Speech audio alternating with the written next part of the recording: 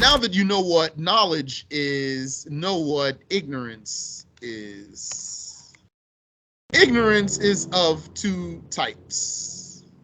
Mere ignorance is the sheer lack of knowledge of something, such as our lack of knowledge of what is under each of the seven earths, or what is in the depth of the seas, meaning all of what's in the depth of the seas. We just have some general idea of something in the sea. There's fish in there.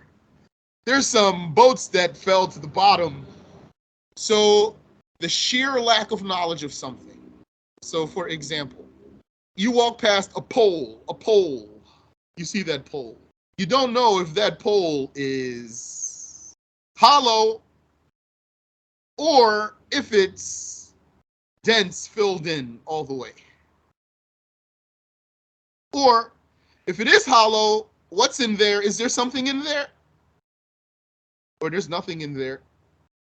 So that's mere ignorance. Jahl basit. On the other hand, compounded ignorance or compounded ignorance, compounded or compounded. Now we have, mashallah, the Brits and the Australians and Americans here. So not sure how that one's going.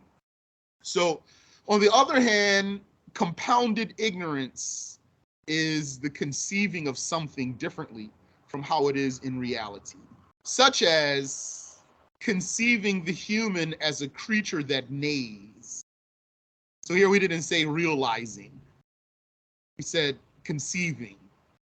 He didn't really realize it here, not as it is. He thought of something, such as conceiving the human as a creature that neighs, or believing the eternal one is a body, or the assumption of the philosophers that the world is without beginning.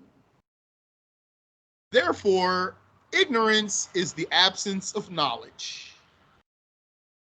the lack of knowledge, and can only be attributed to the creations.